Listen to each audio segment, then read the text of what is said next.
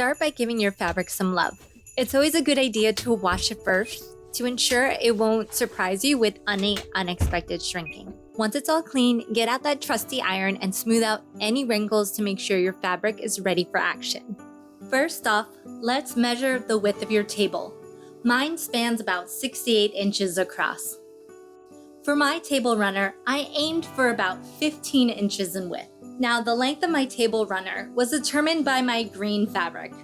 I purchased the remaining of the bolt, which came out to be about 91 inches. Subtract 1 inch seam allowance from the green fabric, which is 91 inches. And my table, 68 inches in length, leaves me with 22 inches of extra fabric.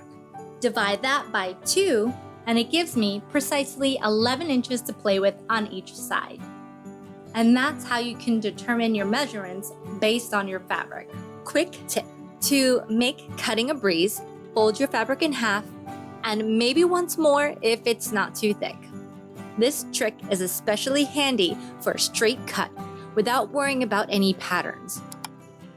Just remember to pin or clip the fabric together and always cut away from your body for safety.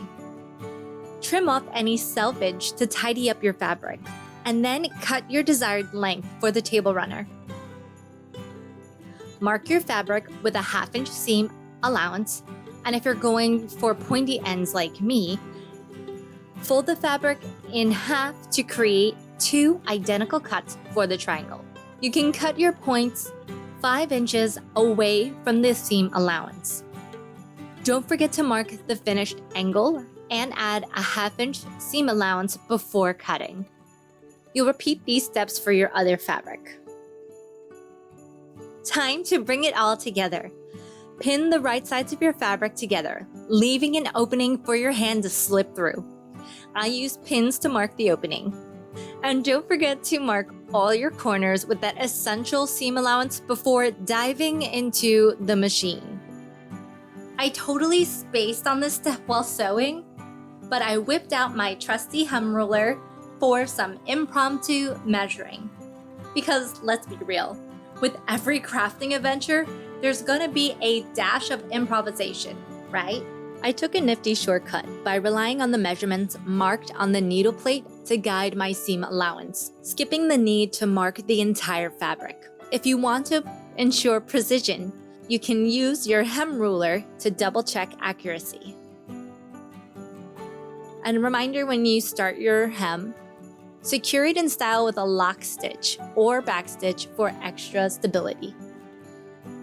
Here's a cool feature on sewing machines: the needle down setting.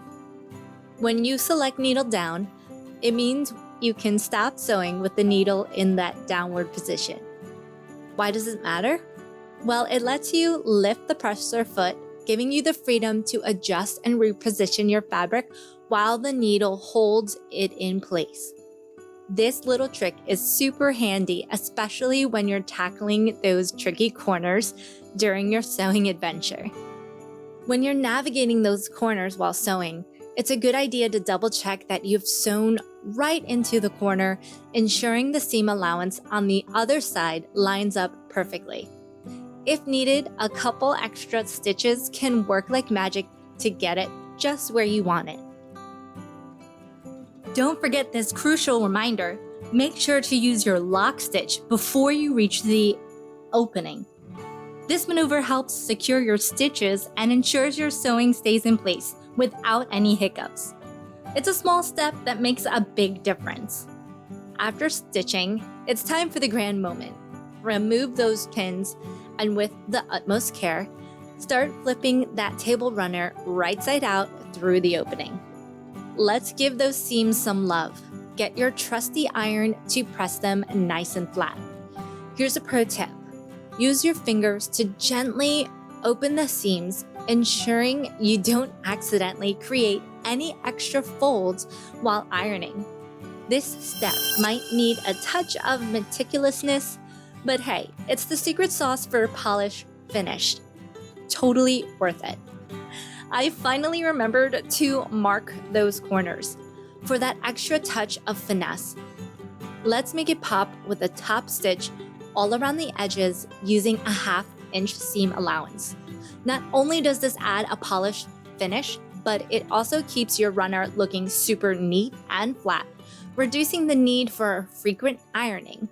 A win-win for effortless elegance. To close off the opening, I went for the convenience of tacky glue. I had it handy, though I'd suggest liquid stitch for optimal results. However, if you prefer a hands-on approach, you can also hand stitch it closed to suit your unique style. I decided to keep everything in place while the glue dried by using a heavy object. Now you've got yourself a versatile table runner that's ready to shine for not one, but 2 fantastic seasons. During the autumn, I flaunt green for my Harry Potter themed Halloween setup, and when Christmas rolls out, flip it over for a cozy winter wonderland vibe that will make your festive spirit sparkle. If you'd like to see another video like this, you can click the card right up here, or click here for an entire playlist. And I will see you in the next video.